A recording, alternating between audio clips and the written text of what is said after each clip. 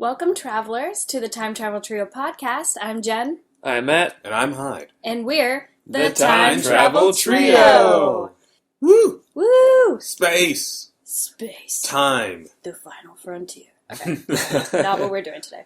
Matt, what'd you pick? Today we are doing Interstellar. Interstellar! Yeah. Or Miss Finsterstellar. I was just telling these guys, I wrote the title, I misspelled the title and put Inster, so Interstellar it is. Interstellar. Today. So, who's seen this movie before?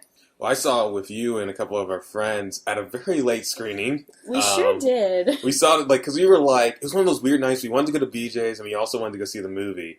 So we ended up at a weird time to see it, and we saw the movie 10 p.m., which is a nearly 3-hour movie. So we got out after 20 minutes of credits. We were getting out after 2 a.m. Yeah, that was rough. That was a rough one. This is a rough movie to see that late at night. So obviously I saw it. Matt? Yeah, I haven't seen the actual movie, but when it came out, I follow Neil deGrasse Tyson pretty regularly, and so when he was talking about the movie and the science of it, I couldn't help but listen. So I kind of got spoiled for the science of it, but it didn't ruin the movie for me seeing it now. So I was still surprised, but I kind of had an idea what the science was going to get into in the movie. So cool. So for those who don't know, Interstellar came out in 2014 and is about a team of explorers who travel through a wormhole in space in an attempt to ensure humanity's survival. Directed by Christopher Nolan, who also wrote with his brother. And it stars Matthew McConaughey, Anne Hathaway, Jessica Chastain, Michael Caine, little Michael Caine, a little Matt Topher Damon, Grace. Wes Bentley. Mm-hmm. Casey Affleck. all-star cast. Casey Affleck, Ellen Bernstein. David Oyelowo, Of course, again, yes. returning again. Yeah. Much that's bigger right. caliber from what's Sound of it? Thunder. Sound of Thunder. Yeah, Yeah. he finally got to be in a decent time travel movie. But he has a really small part. He's just Very a school. small He's part. in one scene. He's a school principal.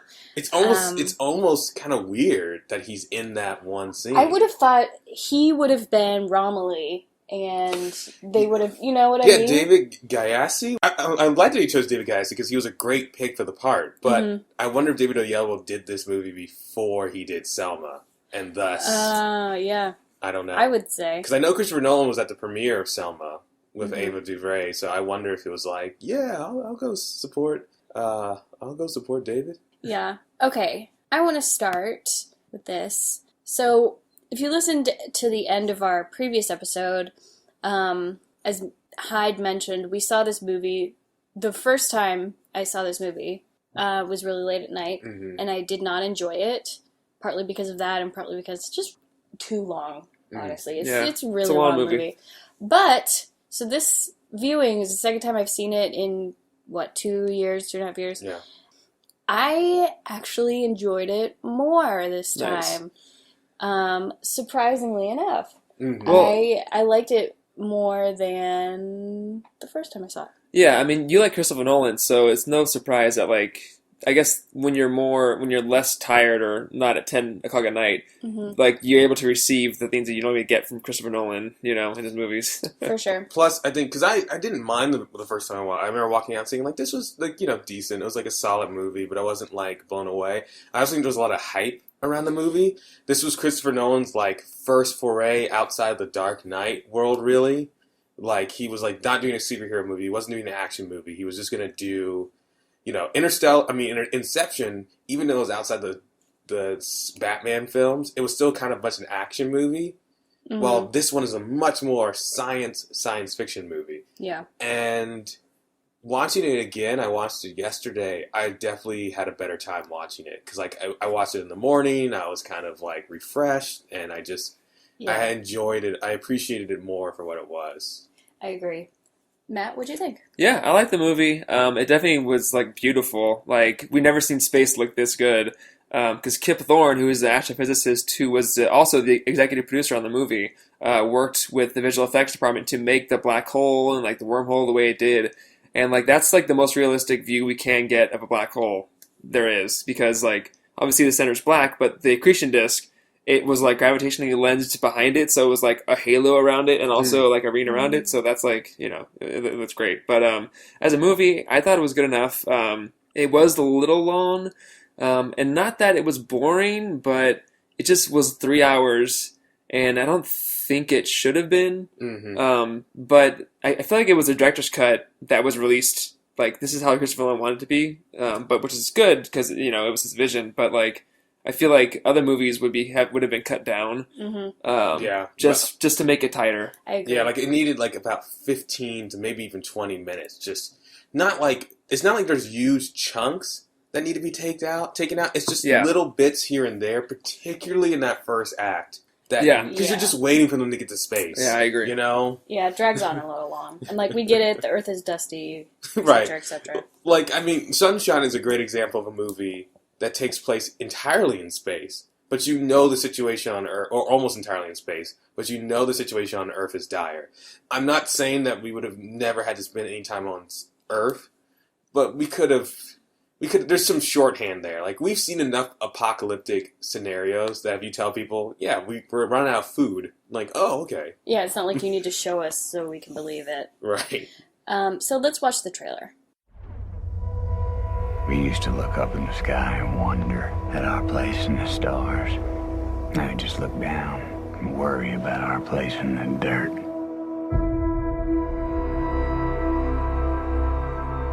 Go for main engine start. T-minus 10. We must confront the reality that nothing in our solar system can help us. 9. I've got kids, Professor. How long would I be gone? 8. I'm asking you to trust me. 7. Murph. You have to talk to me, Murph. 6. I need to fix this before I go. You have no idea when you're coming back. 5. Main engine start. Couldn't you have told her you were going to save the world? No. 4. When you become a parent, 3. one thing becomes really clear. 2. And that's that you want to make sure your children feel safe. 1.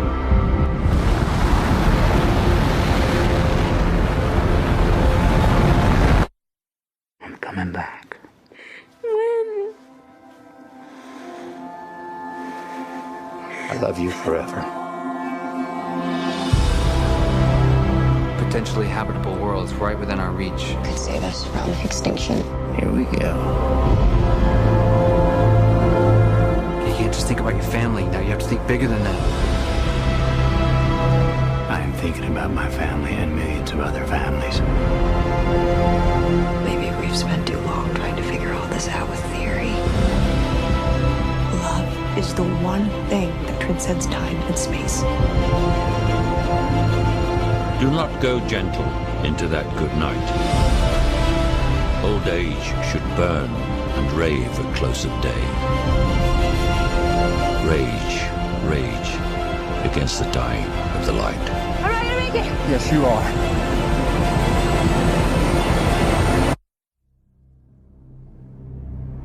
We'll find a way. We always have.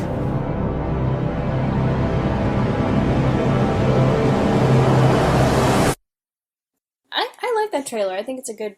I think it's a good trailer. Yeah. I don't even know where to start with this movie. This is a very difficult movie to delve into. This is definitely going to be one of our more taxing episodes to explain. Well, Yes. I mean, the plot of the movie is obviously Earth is being destroyed and nothing they can do to really save them on Earth. So Michael Caine's character is trying to find a way to get them off of Earth. So they find this wormhole by Saturn, and they send some teams there, like, I don't know, over the span of 10 years, I think, or whatever, and they try to find habitable worlds across the wormhole. But we find out that there's a twist, obviously spoilers in this episode, that his plan all along was to not have them ever come back, or to not actually send people from Earth through the wormhole, but to actually just send humanity through the wormhole to start a life on another planet alone. Right. But there's a whole thing about finding these equations for gravity, and that was his mission. Obviously, he already solved it, he thought, like, since the beginning, he said, right? Yeah. And he said that there's no way they can use it to save themselves here on Earth. But then Jessica Chastain, through the help of Matthew McConaughey, which we'll get into, using a tesseract, gave her the secret that she needed to know to get them off of Earth and then create civilization in the solar system, but not on Earth. Mm-hmm. That's like the plot of the movie, basically. Yeah. So, what did you think of the cast first, before we start getting into the science and time travel and stuff? What did you guys think of Matthew McConaughey, Anne Hathaway, all these, I would say, high caliber actors? I wasn't sure about Anne Hathaway. There's she had a couple make or break scenes that I wasn't sure how I felt about. Like when she was talking about finding The scientist Edmund that she was in love with. Yeah. Like that scene, I was like, that's like her make or break scene. I don't know how I feel about it. She's not a bad actress, but her character, I wasn't like, I don't know. You don't really sympathize with her character for some reason. Mm-hmm. I think it's because her character, in a couple situations, and it's partly how she's written, I don't think it has anything to do with her performance or even her direction. I think she does a fine job with the character. I think, one, it's a little hard. Anne Hathaway's not old, and it's a little hard to believe that Anne Hathaway, who looks like a kid when you put her next to David Gyasi and Matthew McConaughey, is like this just brilliant scientific mind. I think they needed someone who's a little bit more seasoned. Mm-hmm. I think you needed someone who was maybe, you needed someone who was more the age range of Jessica Chastain to play, or at least has that gravitas to play that part. Well, Jen was saying that in a couple shots she looked like Carrie-Anne Moss from Matrix. She could have been good. Great. She would have been great in this movie. She as would have that been role. great for this role. Yeah. And Carrie-Anne Moss doesn't get enough work anyway, so that would have just been nice to see her. But I didn't mind Matthew McConaughey. I like David Gyasi playing Connolly. He's actually one of the best parts of the movie. And Wes Bentley is good in his kind of red shirt role, as they say. Yeah. I think, and Matt Damon, the surprise of Matt Damon being Dr. Man was actually really well done. Yeah, I remember enjoying that when we saw it in the theater. That was really fun. Well, what's funny is that after this movie, he was in The Martian, right? Which he was stranded on the planet alone, and it turned out well. This movie, not quite so much. And he has to be saved by Jessica Chastain. Oh yeah, I didn't think about that. Mm-hmm. That's funny. I mean, I don't know. Here's what I will say. I liked Matthew McConaughey. Yeah, and I thought he did a really good job. He was good. There were some parts that were a little eye roll-ish. Mm-hmm. Yeah, but I think that's for the writing. Like his dialogue was a little bit like that, but he was great at performing everything that he had to do. Yeah, sometimes it was a little much, but I enjoyed watching him as the lead. Mm-hmm. Mm-hmm. Yeah, I agree. He's very likable. You instantly trust him, mm-hmm. and you instantly feel bad that he has to leave his daughter. I thought the girl who played the younger version of Murph actually did a pretty solid job. She was, fun fact, she plays the daughter in the last Twilight movie. So, Oh. Interesting. Yeah. Well, at least her career went forward. Yeah. After that. Well, I thought that because they casted obviously the girl in the older version of Jessica Chastain after her, and they did a pretty good job of matching her. Like when I saw in the start of the movie, they had people talking about the Dust Bowl, I guess, the Super Dust Bowl.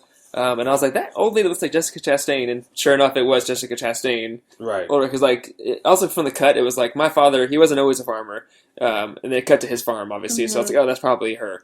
But I was like, it kind of looks like her too. Yeah. Yeah. That bit felt a little bit like When Harry Met Sally to me. Uh-huh. It's totally different, but you know how in the beginning of that movie, it's people telling.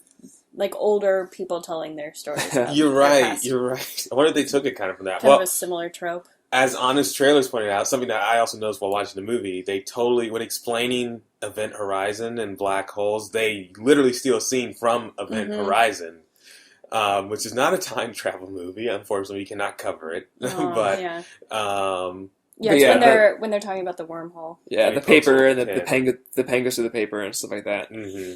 Yeah, which is a good visual for people to kind of understand that. Yeah, I mean that whenever someone explains it, that's literally what a wormhole is. If you shrink down space into a flat plane, that's what it is. So okay, let's just get into this. Yeah, go ahead. This is a lot. Well, yeah, there's a lot of science in the movie. Most of it, obviously, is wormhole stuff and then relativity stuff. It's general relativity, which is different from special relativity, but essentially there's time dilation that messes up, Matthew McConaughey's clock compared to people on Earth and stuff like that.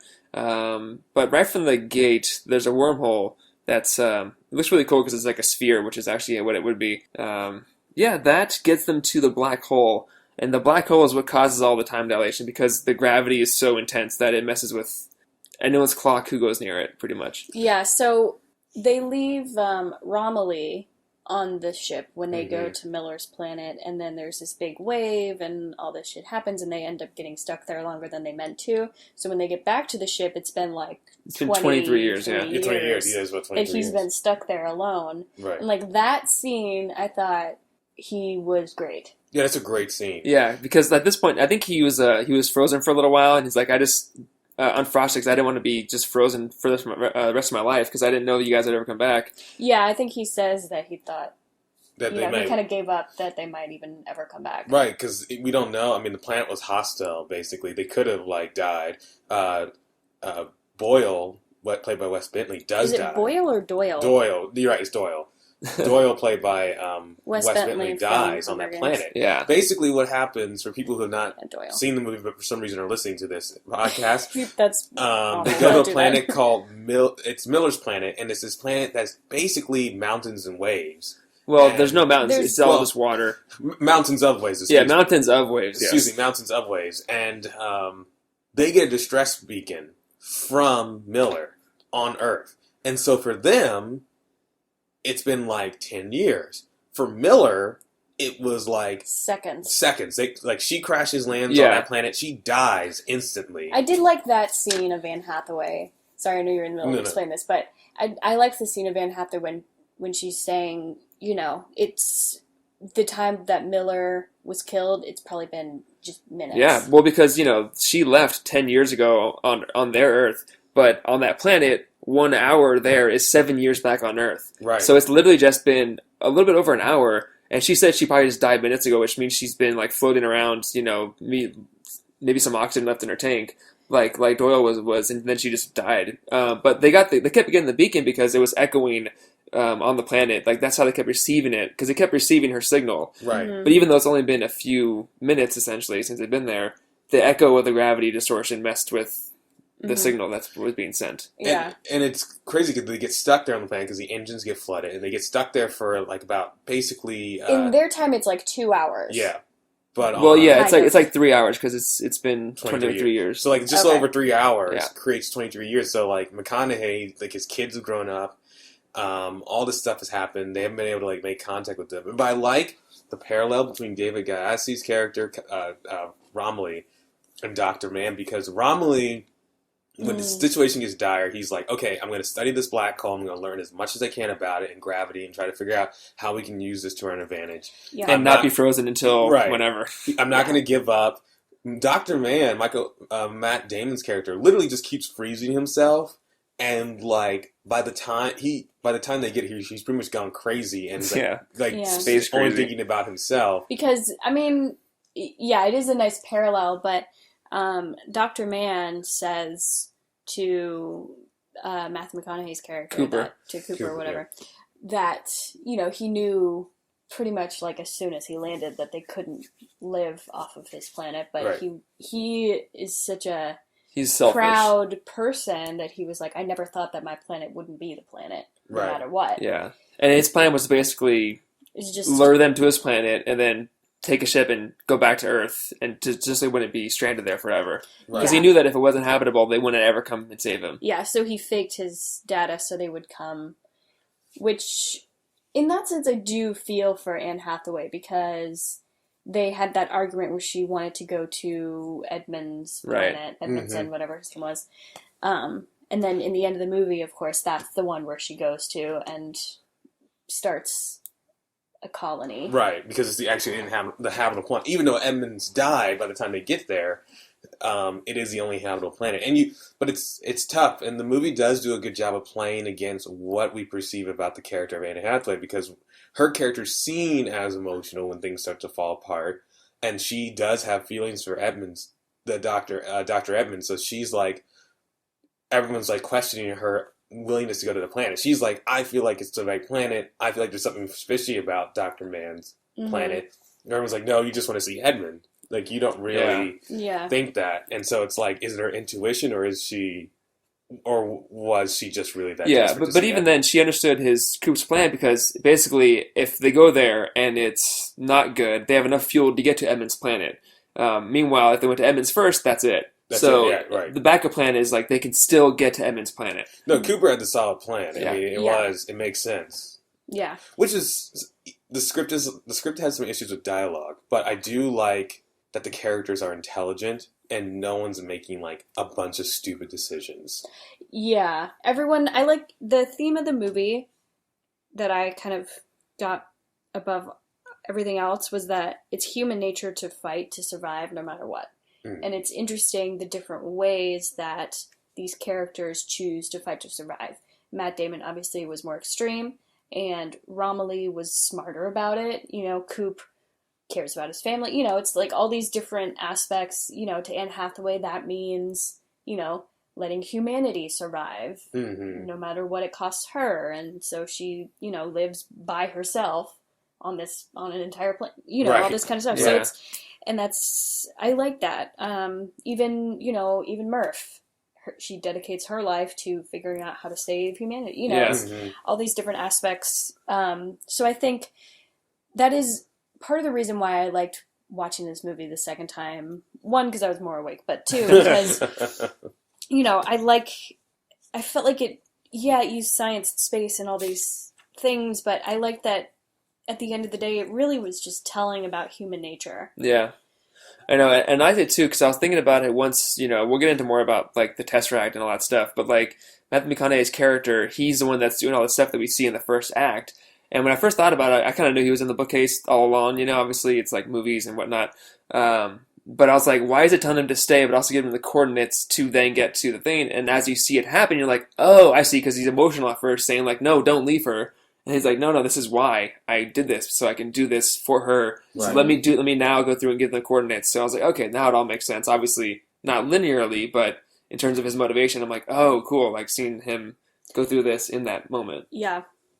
So, how they time travel. Yeah, so obviously we talked about the first time they time travel, technically, is when they're gone for 23 years. Mm-hmm. That's time travel to the future, and that is, as far as we know in the real world, that's the only way we can time travel. Is to have this huge time dilation and then come back. Like, to us, it's only been 3 hours, but to the outside world, to people on Earth or outside that time dilation, it's been 20 years. That's the most realistic time travel we could ever think of. Right. It's like, so basically, it's like, and this is a very basic explanation of relativity, but it's like the idea that if you were experiencing relativity, you would see time would have seemed to have stopped or slowed down if you're looking at a spaceship that's being more affected by time dilation. Yeah. Well, as opposed to, like, if they looked at you, things might be seen to go faster, or things of that nature. Yeah, so basically, there's some really, like, core concepts to understand relativity, and it really boils down to light is constant, and nothing else can go as fast as it, and the universe makes it so that nothing else can. Space and time are a fabric that are linked together. Like, you can't separate space and time. And they warp to preserve light being the fastest thing and nothing else can get to it. Because light is a wave and a particle. And it always travels at the same speed relative to the observer. So if you're on a ship going faster and you turn on a light bulb, it fills the room at the speed of light. But if you're going, like, near the speed of light relative to someone else, they see your light. They had to see the light that you turned on in that light bulb. It has to go the same speed. So in order to, like, make that the way it should be, they see your ship as shrunken. It's like shrinking in size. So the distance is smaller, so that way the speed of light is the same, and it travels the shorter distance to be the same speed. So that difference of, like, space-time shrinking means that your clock on that ship that you're going near the speed of light is slower because to you, everything's normal, but to them, it's not. Right.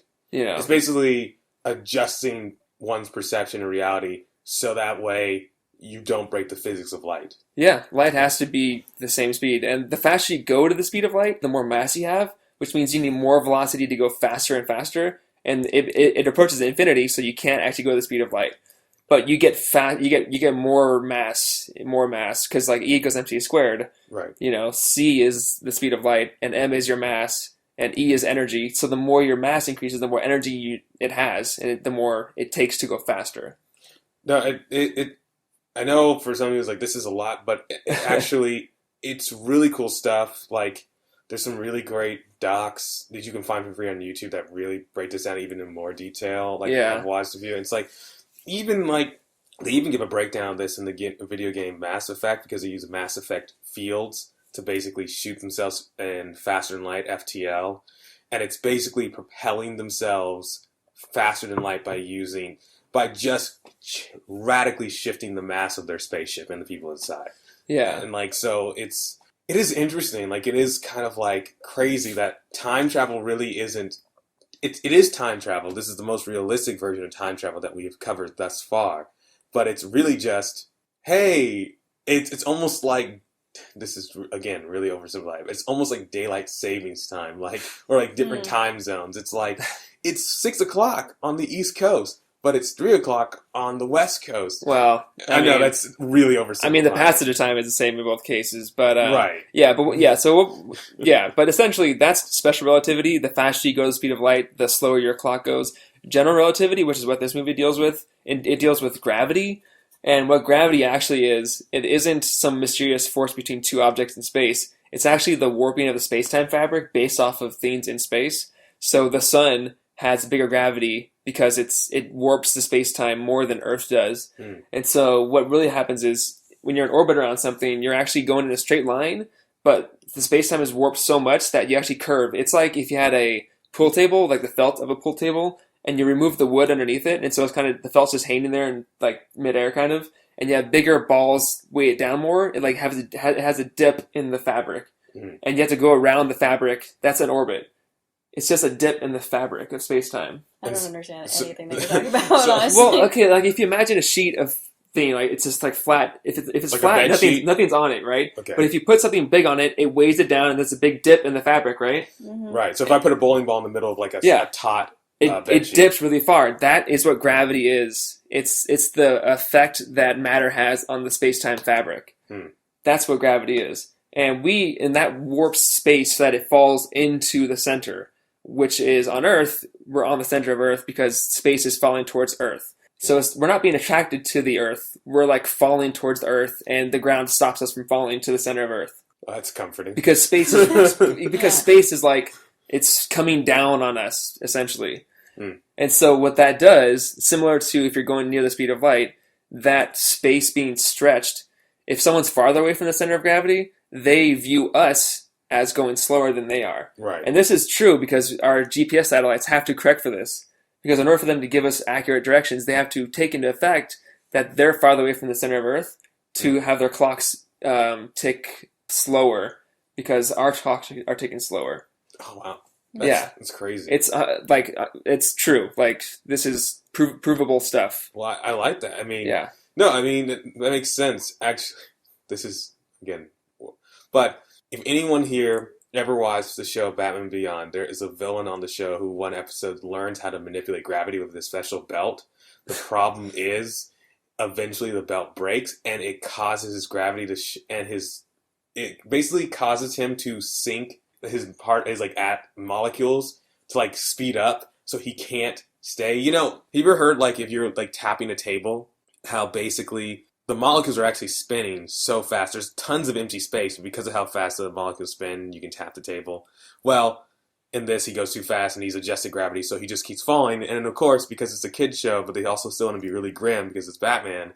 At one point, when he's falling through the earth and they try to save him, they can't save him. They're like, "What's going to happen?" He's like, "Oh, he's going to fall until he gets to the center of the earth." And they're like, "And then what? He's not going to be falling anymore." Yeah. It's like, wow. So it's just like, oh my gosh, that's dark, Batman. But yes, so like it's interesting to think about, like that literally everything's being held out just because gravity and space. And... Well, yeah, electrons are hovering around atoms and stuff, or around nucleus and stuff, and that repelling force makes it so we can't go through the ground, I guess. I don't know, Jen, any questions? I know I've kind of dropped a lot of science. No, I just want to move on, honestly. Any clip that help explain this? Yeah, so we actually, we have the first clip here is after Doyle died, and this is Anne Hathaway talking to Matthew McConaughey about relativity. Is there any possibility, I don't know, some some clever way we could maybe, I don't know, jump in a black hole. Came back to years. Don't shake your head at me. Time is relative, okay? It can stretch and it can squeeze, but it can't run backwards. It just can't, right? The only thing that can move across dimensions like time is gravity. Okay. The beings that led us here, they communicate through gravity, right? Yes. Could they be talking to us from the future? Maybe. Okay. If they can. They are beings of 5 dimensions. Right? To them, time might be another physical dimension.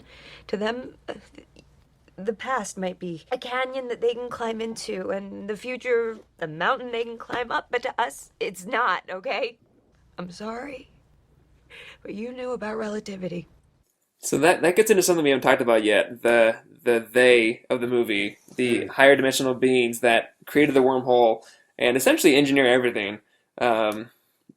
So we find out that it's actually humans in the future that have transcended the 4 dimensions and are now 5th dimensional beings. Which actually isn't the first time we talked about this on the podcast with Men in Black 3. That's true. Men in Black 3 has a 5th dimensional being. Yeah. Griff. So basically, Griff is saving the Earth. Yeah. No, but the thing is, Earth. so I have some issues with what this movie presumes to be true, is that gravity transcends time. Like, we don't really know, like, gravity is the effect that mass has on the space-time continuum. Right. If we can figure out how to control gravity, maybe, but, like, it's just an effect of the space-time fabric being warped. So that's an assumption that I didn't officially agree with, or 100% agree with, but I don't know. It's sci-fi. Right. You had to add a little embellishment. Yeah. But yeah, so I liked how quickly Matthew McConaughey was like, well, then I just jump into a black hole. Like, that'll solve it. Like, you don't just think to jump into a black hole. As far as we know, that would just kill you. There's Very nothing... slowly. Yeah. Well, yeah. I mean, there's nothing to, like, think that would solve everything. That would just kill you. Like, there's nothing that he heard up to this point that would think, oh yeah, I'll just jump into a black hole. That's the answer. But on the black hole, it's actually a supermassive, rapidly spinning black hole, which is, it has some implications on the time dilation that is, like, more accurate. So as I mentioned, Kip Thorne, he, like, worked with Christopher Nolan to make sure that the time and stuff was accurate, all the calculations and stuff. And so if a huge black hole is, like, spinning around really quickly, you can do these things theoretically, but you would still probably die if you get near the black hole and you go through the event horizon, regardless of how big it is and how fast it's spinning. Well, the question is too, because I know it varies based on the size of the black hole, but if you're like about 100 million miles from a black hole, you have been pulled into its gravitational pull, and you technically can't get out. Well, no, there's an event horizon. That's where you can't go past. Okay. You can orbit it. You can slingshot around like they did in the movie, but once you hit the event horizon, you're done. Right. If you look out from being in the event horizon, you see all of time pass by, because as you approach infinity, then you see all of time just go by like an instant. All the stars just fade away, because like I mentioned, if you're near the center of a huge like gravitational well and a black hole is infinite, which means it's a hole in space-time, then you see all of time pass through as you get closer to the center of it. So as you basically got closer to a black hole, everything would go dark. Yeah, it would just fade away. Not just because there's no light, it's because of how you're perceiving light. Yeah, you're seeing all of time go by in an instant as you get closer to the center. What a fun way to die. Of course, you would spaghettify before then, so you wouldn't... Spaghetti. Yeah. But yeah, essentially, so that's what's kind of weird about when he went to the black hole, he came out at the same time. So unless he was put into some weird fifth dimensional being construct to not have those effects affect him, then he would have been just sent into the future indefinitely. As he got towards the center of the black hole, the singularity. Yeah, how did he come out of it unscathed? Well, that's the problem that people have with the movie. I'm going to chalk it up to the sci-fi fifth-dimensional beings protecting him, because they put him into this Tesseract. So it depends on when they put him in there. But assuming he passed the event horizon, it could have just been, I don't know. Right. I mean, because, he should have, as you say, I mean, I know we don't know people with spaghettify, but the leading theory is that people with spaghettify. Well, we know they would, because the effect of gravity on your feet would be more than your head, and so it would be stretched out more and more and more. But with a massively rapidly spinning massive black hole, you could potentially not do that, because the tidal forces might not be that intense. but it's all theoretical. Yes. Because our laws of physics break down around them. Yay! Yeah. Hey guys, also, just so you know, some black holes can move. So, sleep tight tonight. Yeah. Well, thankfully we would see one coming because it affects gravity all over it, but we would see the gravitational effects on it. But like that doesn't.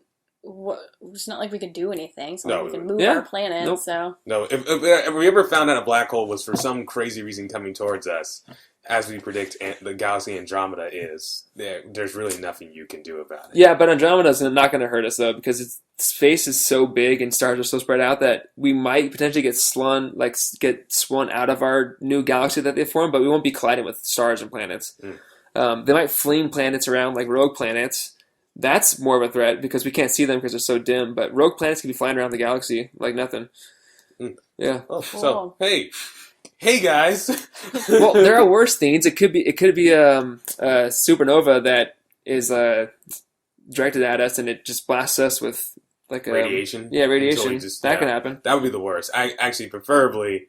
Yeah, there's definitely space deaths I would rather experience than super radiation. Let me say that right now. Yeah. What's your favorite space death? What's your favorite space death? Also, near the bottom, the way Sandra Bullock would have almost died in gravity, where you just fly out into space. That's also very low on my list of ways I would like to go. Actually, even though it would be horrific. At least if you went into a black hole, now you never get to tell anyone, but you at least get to say like, "Wow, first human to go through a black hole and die." Yeah, I get to see my feet stretched out from my head. One of my other problems with this movie is that they don't ever address is the radiation that they would have, because even just being in our solar system, going towards Saturn, you'd have so much cosmic radiation hitting you that you would probably get cancer and die. That's our issue with going to Mars. If we had to find a way to not have all the radiation, sure, 50 years from now, maybe they can find a way to not have it. But if you're near a black hole that's supermassive, there's going to be so much X-rays coming out at you. It'd be like standing next to a huge X-ray machine for the entire time. You would fry. Well, look at all those people from Apollo 13 who died of cancer because they were exposed to too much. I mean, it's amazing John Glenn has lived as long as he has. I mean, rest in peace, John Glenn. But he was 95. Yeah, a lot of astronauts. He was in orbit though. He wasn't But that's he wasn't in space. He didn't go to the moon. He didn't circle around the moon and end up being affected by radiation. Yeah. If you're in space for 2 years, I think that if they're frozen, they could be shielded from it. I don't know if there's lead on the chamber they're in. But yeah, if you're around a black hole, it'll fry you. X-rays, UV rays, everything will just be frying you. Was it John Glenn in that 30 Rock episode? Yes. Where he's talking about the moon. Do you want to yell at the moon with John Glenn? Yes, he's like, "Want to yell at the moon with me?" Yeah, or was it Buzz Aldrin? Because they actually it was Buzz Aldrin. Might be Buzz Aldrin. That's right. He just yelled at the moon. Yeah. Anyway, sorry. The best of us. Anyway, time travel. So, what are the rules that they construct in this movie? I know we touched the real world rules. No, so the biggest rule is obviously that they use to actually time travel is when he's in the Tesseract in the black hole, and those rules they're consistent. He's always back there in the past. We see Murph. She says, "Oh, there's a ghost on my wall or my bookcase." Obviously, it's not a ghost. It's Matthew McConaughey, but he was always there. He was always doing that. So it's consistent rules. Yeah. Does that make it a paradox, though? No. Because he goes because he saw it, and so he was always going. Yeah, I mean, it's not a paradox. It's just that's how it happened. That's how it always happened. Yeah, the reason why he went there is because he told himself to go there in the first place. And the reason why he could be able to do that is because people in the future, because he went through the black hole, they had the data to manipulate gravity to eventually transcend the fourth dimension and become fifth dimensional beings. So this whole thing happened with them. How do you transcend a dimension? I don't know. That's where it gets more fiction than science. Okay. Yeah, that's the sci-fi part. How do you evolve that capability? Maybe they have technology that can do it. It could be like Lucy, where they use more percentage of their brain. I hate that movie. That movie's so dumb. Maybe Rachel McAdams is a fifth dimensional being. Maybe she controls everything. And yeah, it's about I would believe it at this point. But yeah, so essentially, what he does in giving not Rachel McAdams. I'm sorry. Jessica Chastain the quantum mechanic data is That would be pretty funny. It would be another movie for her. Gosh. Oh, don't even make me think about that. Although, okay. Anyway, yes. Jessica Chastain. Yeah, so she has the data, the quantum mechanical data of what happens in a black hole, which I assume it's string theory. They never said that word string theory, but they merged gravity and quantum mechanics, which is what string theory is. So if you understand that, you can maybe manipulate it enough to then transcend the 4 dimensions and then view it all separately. But that's a pretty big leap to go from human to trans-dimensional, fifth-dimensional being, you know? Doesn't Kip, the robot Kip, explain this to, or TARS, doesn't he explain this to, we have a clip of that, right? Yes. Yeah, like he explains kind of like how this is. Yeah, so this is when he's in the Tesseract about to affect the past.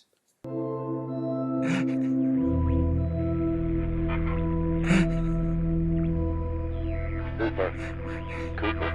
Come in, Cooper. TARS? Roger that. You survived. Somewhere in their 5th dimension, they saved us. What the hell is they? And just why they want to help us, huh? I don't know, but they constructed this 3-dimensional space inside their 5-dimensional reality to allow you to understand it. Hell, that ain't working. Yes, it is. You've seen that time is represented here as a physical dimension. You have worked out that you can exert a force across space-time. Gravity. To send a message. Affirmative. Gravity can cross the dimensions, including time. Apparently. Do you have the quantum data? Roger, I have it. I am transmitting it on all wavelengths, but nothing is getting out, Cooper. I can do this. To such complicated data to a child. Not just any child.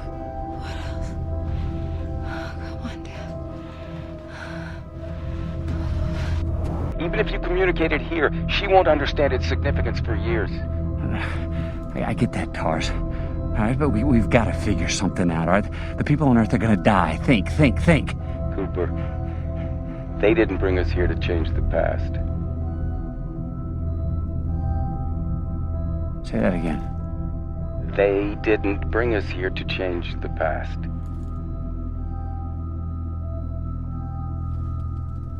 They didn't bring us here at all.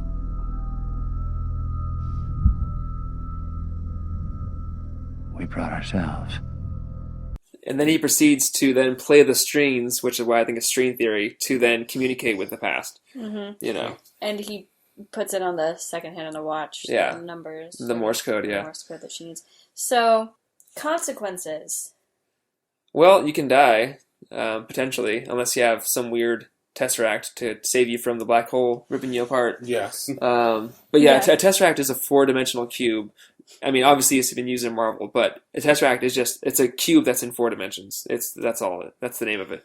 There's also the consequence that, like, you will spend 1 hour on a planet and then come back, and it's been, like, 10, so in hours, It could be years, decades that you just lose. Yeah, time dilation, obviously. And it should be radiation, too, but obviously they don't touch on it in this movie. But, yeah, there'll be crazy radiation, too. Cool. So, we've touched on scientific accuracy, but is there more that you feel like you need to... Yeah, there is some other scientific accuracy. I like what they did with the space accuracy of it all. Like, there's only sound when you're in a place that had air. Whenever they left the ship, it was totally quiet, which was great.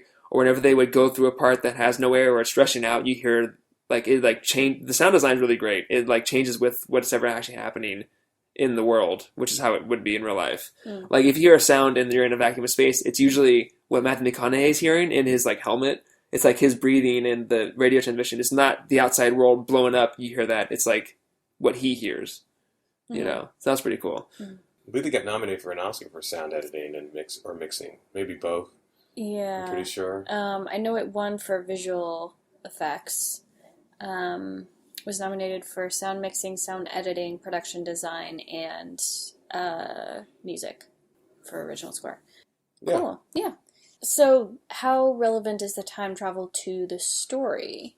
I mean, it's what made the whole thing happen, pretty much. It's what because of the time travel, they got the coordinates to go to NASA, and they got the quantum data and the clock, which led to the humans evolving the ability to, be fifth-dimensional beings somehow.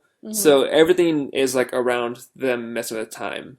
Yeah. And obviously the time dilation too is what makes him come back to the solar system when his daughter is like 90 years old and he's still 35 or 40, whatever old he is. Yeah. One thing I do want to touch on is their present day is not 2014. Right. Their present day, and I don't think it actually says when it is, but it's pretty clear that it's not. It's the not too distant future. Yeah, it's not the too distant future, but it's definitely not our present day. Yeah, it's like at least 20 or 40 years past what we are. Yeah. They have enough technology to have these really crazy AI robots that are pretty cool and pretty funny and stuff, but like I can't imagine us ever making those like efficiently. Yeah. They're pretty advanced in terms of like personality and function and whatnot. Yeah, and their know-how. Yeah. Personality is the big one. That they have such defined personalities. Yeah. Their computing process and even how they're designed actually makes a lot of sense, but their personalities seem like something NASA wouldn't bother doing. Yeah. Sorry. I forgot to talk about some scientific inaccuracies in the movie. Okay. Obviously, it's not totally perfect. Kip Thorne even said that like the planets that are around the black hole aren't totally accurate. Like the planet that Matt Damon's on, the frozen clouds. Kip Thorne, he said he was like, I don't know how that'd be possible, but whatever. It's a movie. It looks great, so that's fine. Yeah. He's like, my work is to do the time dilation and the black hole and stuff like that. I'll leave the planet stuff to the visual director. And also the big old wave planet. I don't see how that's possible because obviously, like the gravitational tidal forces of the black hole can affect it, but there's no current. Like the water wasn't rushing really quickly. It was just a huge wall of water that came by, and like the ground wasn't being lifted. It was like just the water. So, I don't know. It's a little hard to... Yeah, and it was really shallow were standing. Yeah, but like it was like a wave of water, I guess, a gravity wave, I guess. But still, it's like, I don't know. Mm-hmm. Also, I remember Neil deGrasse Tyson talked about how the planet that Dr. Man is on, when Matthew McConaughey's helmet gets cracked and all this jazz, and he's like still able to survive, Neil deGrasse Tyson was just like... Who actually liked the movie, but he was saying like, if your helmet gets cracked and you're like not instantly dead, pretty much, it's actually not that uninhabitable planet. Yeah, he was basically saying. Yeah, but obviously, but in that scene there was an atmosphere, so it wasn't like his air would rush out. But I think it was mostly ammonia or whatever, so it would eventually poison him. But he still had oxygen feeding into it, so it was like being sucked out, I guess. Okay. But he still was able to he was like gasping for air, Mm-hmm. Right. Mm-hmm. Yeah. So closing sets. Earth is very dusty. Yeah. Everything is dusty. There's nothing really other than like maybe the robot not people, but like the robot things. There's not that much that I would say is advanced to like show me that it's the future other than like their spacesuits. Dystopian. Yeah. Yeah. But like even their spacesuit, like what they're wearing is very modern day clothing. Their cars are like not any different than the cars we have now. So that's kind of, I don't really like that aspect of it because I feel like at a certain point, and even John Lithgow's character says this, that like it felt like every day something new was being invented. But, and like I get that now they don't have a use for all of this technology, but where is any of it? Yeah, that's true. I mean, at the very least, some of their cars should look a little bit different. Maybe some of the tools they use for farming should be a little bit more advanced. Like the school looked exactly like a school, like right now in our time. Like, that one I can a little bit believe because they are in rural America. Yeah, so but at a certain point, like, everywhere has Wi-Fi, even if you're in rural America. Right. You know what I mean? Sure, maybe more touch screens, LCD screens. Yeah, more, even, like, as cheesy as it is, but even, like, hologram type stuff. Not necessarily, like, that specifically should be used, but something to kind of indicate that this isn't, like, a year from now. Right. Yeah. Like, even their baseball field still has, like, the old like old style Yeah. scoreboard. So that kind Like, of, okay. yeah, in terms of clothes and sets, that kind of bugged me a little bit. Obviously, you know, it's very clear that they cared more about how space looked and, you know, the spaceships and the astronauts and whatever. And, like, that's fine. But, yeah, that bugs me a little bit. I feel like could have taken a little bit more detail. Yeah. That would have kind of helped to sell that. Like, even, I don't know, like, show me a broken wasteland of technology or something, you know? Right. Like that drone flew over, but that's the same drone we have today. Yeah, much. that's not something that I was like, oh, that's a futuristic drone that's dated now in this movie. And yeah, he even says it's an old drone. Yeah, but even then his laptop was like a trackpad, normal laptop that has a normal laptop that you can buy on the shelves today. It's true, yeah. That part is a little like, yeah. It's just kind of like, okay. Yeah. Again, it's kind of like the whole movie, you're just waiting for them to get to space. Yeah, which is... just like, go to space. Yeah, that's what... I agree with what you were saying then earlier when we started this episode, because at a certain point you're like, I don't really care how she's doing in school. Like, I don't... Like, I get that she's smart, so move on. Like, I don't need 10 minutes of a conversation. Yeah, that seemed like more of a... This movie was a little preachy, obviously, before they get into space with all the whole, like, we gotta save the crops and farming's important and stuff. But then, like, the teacher that was with David Oyelowo's character, she was like, oh, we got rid of those books that had the moon landing stuff in there because we know that was fake. Like, what kind of world is this where people don't think the moon landing happening? Like, it's pretty common knowledge that, like, unless you're a really, really out there conspiracy theorist, you believe we landed on the moon because we can see the stuff on the moon. Right, and, like, they got rid of it so people wouldn't... want to explore. Right, and like that doesn't make sense. Yeah, it doesn't make sense. I'm trying to figure out how that bill would get passed, like how that would be presented, like in Congress. Well, who knows though? Maybe Donald Trump. Maybe Donald Trump would be like, the moon is fake. Yeah. We never went to the moon. I'm a flat Earth theorist. The Earth is flat. I have the best space program. That's funny. Yeah, his space program would be the KFC ship from Community. It's the Buttermilk Nebula. It's a stick. Anyway, so would we want to experience this? Would we want to experience this time travel? Yeesh. I don't know. I mean, not really. There's not that much good that comes from it enough that I can feel like it's justified. Other than saving the human race, right? Like, I mean, so you have to say, like, if I was tasked with saving the human race, and then I had to experience this time travel, sure. If it was just like, hey, Matt, you're gonna go on this planet, and now you're gonna come back, and 20 years have passed on Earth, I'd be like, no thanks. Yeah, like, I agree. I would do this as Matthew McConaughey did. Obviously, it sucks that he missed his entire daughter's life, and his son too, but, you know, more so his daughter's life. Yeah, I mean, his son is like... I mean, but, like, we also see the effect of the fact that he didn't really care that much about his son. Tom, is that his name? Yeah. Casey Affleck. Casey Affleck. Perfectly cast. He becomes like... As the forgotten brother. Semi-murderous. He does, but, like, I kind of get it. Yeah. Why his character would be that way. Like, he's kind of giving up hope on his dad ever coming back and just wants to do what he's been doing. And I'm sure after a certain point he, like, realizes that his dad cared a lot, like, clearly favored his sister. Right. Like, wasn't even trying to hide it. Like, oh yeah, you're just here, whatever, you can take care of the crops that I don't care about. He literally gave him a dead-end job. Like, here, take this, son. And also in the videos, when he's talking he talked to him for a little while, but in the last video he's like, my wife says I should give it up, and here I am giving you up.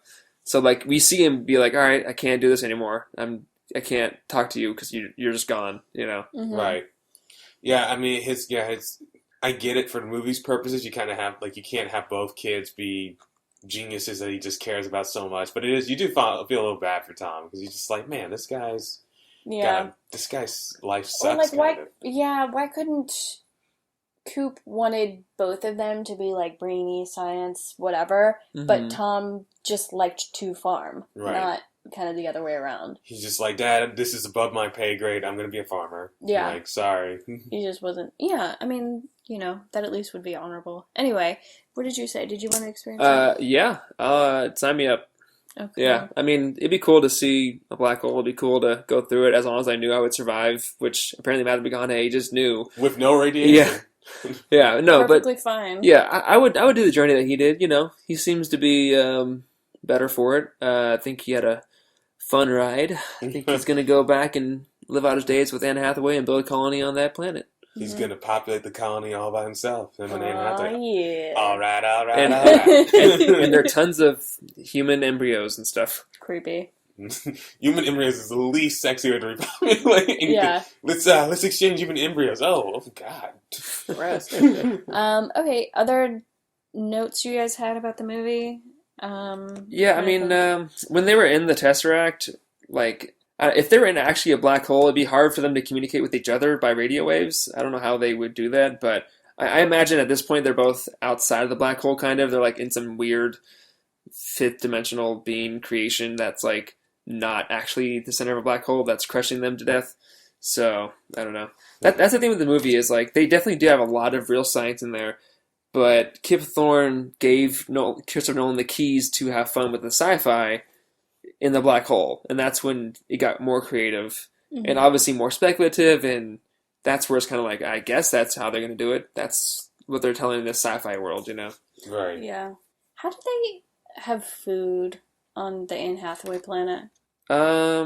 Good question. I know that they had supplies for the crew, but I guess they assumed that the planet they would be going to would be habitable enough to farm and stuff. She probably had enough food for a couple of years, or many years. For herself, until she's able to, like, grow these embryos and stuff. And by then, she might be able to, like, cultivate, you know, because at the end of the movie, she took her helmet off and was walking around like normal. Yeah. So it must be enough for her to survive. Yeah. And maybe plant stuff in the soil and stuff. But how much would it have sucked if she had gotten to that planet and it wasn't habitable? Well, she would have she's just dead. fucking died, and that's the end of humanity. Yep, that's the end of humanity. I mean, that was her thing. She wanted to go there just to see. But, I mean, to be fair, the parameters were, like, all these humans are potentially habitable. Like, these were, like, their best shots. So yeah, and obviously one of them was a beacon that got echoed, you know, and then one of them was fake, and the other one happened to be the actual thumbs up. Right. And I guess because they were on the other planet for 20 years, Edmund must have ran out of supplies and died, I guess? Yeah, probably. Because he must have survived enough, and he get... Oh, no, I think it said his signal stopped sending, but until then it was a thumbs up or whatever. Right. So he was like, yay! But he's like, but then no one comes because he's the last planet to come to. Yeah. So he just died alone knowing that, like, hey, there's a habitable planet. I guess. I don't know. They don't explain why he died. I mean, maybe it could have been age, it could have been starvation. Yeah, it could have been age. I mean, we don't see his body, and we don't know the details. Yeah. That's just a lonely last few decades of his life. Because, like, think if I'm just trying to, like, I feel like old age is reasonable. Because he was probably, 30, 40 when he got there. But when they talked about his signal being messed up or stopped being sending, that was before they went to the water planet. Yeah. Because they're talking about all the signals of everyone that was there. Right. Mm-hmm. You know. Right. So, I mean, yeah, it's hard to say because we don't know. That would suck, though, if you were like, yo, my hot girlfriend Anne Hathaway's coming to see me, but I'm never going to get to see her again. Yeah. Hope you saved the photo, dude, of her. Like, have fun burying me. Yeah. Oof. It's dark. Cool.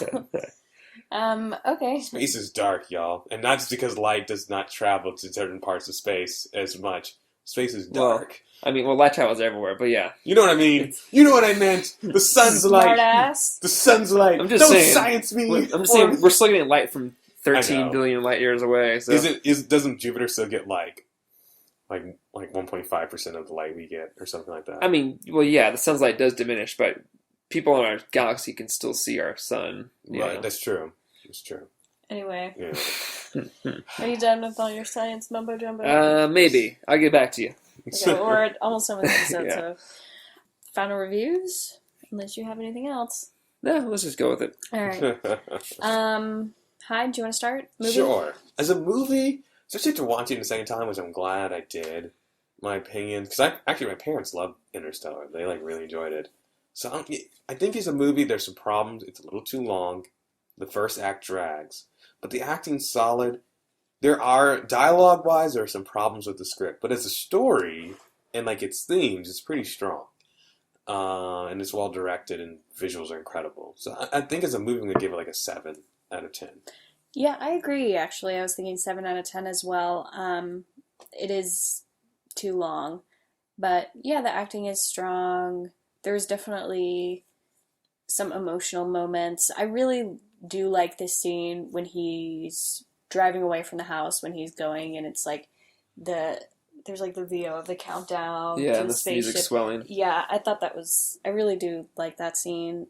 So yeah, 7 out of 10 for me feels good for the movie. Yeah, I like the movie. I didn't like love it. But it was so beautiful. Like just seeing the stuff in space, Yeah. like just the stuff they did really well in space. Like really was just I love seeing that kind of stuff. So even though like yeah it was long and maybe they would cut some of that stuff out, like watching just watching those scenes was like beautiful for me. And yeah, I agree with you guys on the movie. All the stuff like the dialogue and all that stuff. I did like the characters and the acting was good. In terms of making a movie in space with time travel, this is like kind of what I would do essentially, like because they didn't make the wormhole, the beings did, but they found the wormhole, they went through it, and then time was all messed up, and it was consistent time travel. So, in terms of a movie, I'd probably give it an 8. Yeah, Nice. Yeah. Time travel? Time travel. Before I give my time travel rating, almost forgot with my movie rating. So I mean, I promised everyone with the last episode I would say I'd share controversial. So Interstellar was very much compared to 2001: A Space Odyssey, and I actually think Interstellar, despite all of its problems, is better than 2001: A Space Odyssey. I know that's going to drive a lot of film people crazy. there's a lot of similarities actually. There are a lot of similarities. Stanley Kubrick has a really great movie for like up until the point after, spoiler alert, after Hal is defeated. But after Hal's defeated, we get a 30-minute LED light show and then some weird scenes of baby embryo and Space Baby. As criticize Nolan all you want for like really trying to dumb down science and like putting things on the nose.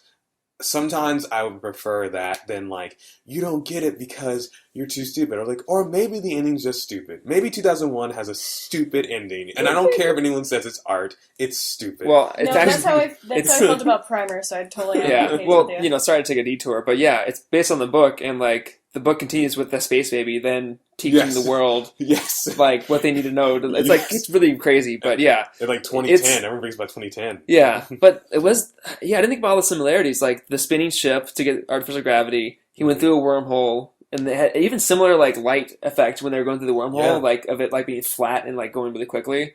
But yeah, if you want to see the end of 2001, watch it listening to Pink Floyd's Echoes. It syncs up pretty nicely, which is another, other than Dark Side of the Moon to Wizard of Oz. The last 20 minutes of the movie and Echoes sync pretty well. Ooh, so, time travel rating. I mean, I have to give it a 10 out of 10. This is how time travel would happen in real life. It's the most scientifically accurate movie. I can't dock anything on a science standpoint in terms of how the time travel works. Now, we're going into the black hole and like what McConaughey survived and falls apart there. But in terms of time dilation and relativity, it gets it pretty perfectly. So I have to give it a 10 out of 10. Yeah, it's hard because we are kind of analyzing this in kind of real world circumstances, so it's kind of hard to separate that from the movie's logic. But the use of it, yeah. Yeah, but when we do this time travel rating, it is the rating of how the movie handles the time travel. And some of that is how accurate it is, if you want to, add that to your score. So as much as I'm like, well, maybe I should take off for, radiation or whatever, but no, in this movie logic, it's very sound and it's scientific and it's logical how they use it, and you can follow it. So yeah, 10 out of 10. Begrudgingly 10 out of 10. I mean, obviously I have to agree, 10 out of 10. I mean, this is going to be about as good as it gets in terms of time being manipulated and the characters having experienced time dilation. Obviously sci-fi with a black hole. In a lesser movie, it would have bugged the hell out of me if they just went through a black hole and it was fine. But I think this movie earned it. I think it did enough well, and Kip Thorne was involved, and he knows all about black holes and time dilation and all this stuff. So as long as he gave the thumbs up and Neil deGrasse Tyson gave his tepid thumbs up, as far as a movie can go, I mean, I got to give it a 10 out of 10. There are some issues with some of the science. It's not 100% accurate. The radiation, again, would have killed them. So I don't know how they just didn't even acknowledge that.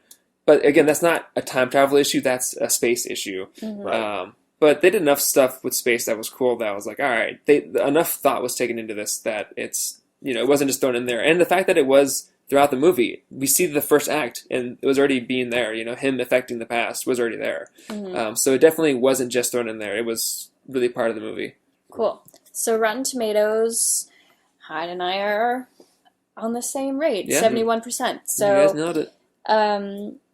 Critics say Interstellar represents more of the thrilling, thought-provoking, and visually resplendent filmmaking moviegoers have come to expect from writer-director Christopher Nolan, even if its intellectual reach somewhat extends its grasp. Yeah. So, it's pretty accurate. Yeah. And 85% of audiences liked it. Yeah, that's pretty high for, a movie like this. I mean, it's a well-made movie. It looks beautiful, and the acting's good. And again, it's a long movie, but I wasn't bored. It didn't feel like it dragged on necessarily, but it just was a long movie. Yeah, Richard Roper says this is one of the most beautiful films I've ever seen. It looked really good. Okay, so our next episode is a mini episode, and we all kind of unanimously agreed that it is appropriate enough that we're going to cover them up at Christmas Carol. Yeah, well, the thought process was, okay, we're coming up on Christmas soon, so it's already going to be a mini. We're like, what can we do that's mini Christmas-themed? Well, Christmas Carol, that idea, that story. Right. But there's so many iterations of that story. What's the best one we could do? Obviously, the Muppets is the best version. And it's enough time travel related that we can get away with doing it. And it's our podcast, so if you don't like it, screw you. Well, that's why it's a mini, because it's like, I don't know, it could be spiritual stuff, but... And we're also just on a Michael Caine kick, so here we go. I mean, he must have a trilogy, right? Oh. Does he have another one that we've done so far? Because obviously there's two that were just, today and next episode. I don't know. We'll have to look into that and see if we can find another Michael Caine. But he's in everything, so I'm pretty sure he's got something in there. Yeah, something time travel related. But we're gonna do Muppet Christmas Carol. I'm very excited. I love this movie. I watch it every year. If you've never seen it, first of all, go watch it. If you don't like the Muppets, then feel free to stop listening to our podcast because we don't like you. And Jen's opinions do not reflect the official opinion of the Time Travel Trio, but kind of. It represents 1/3.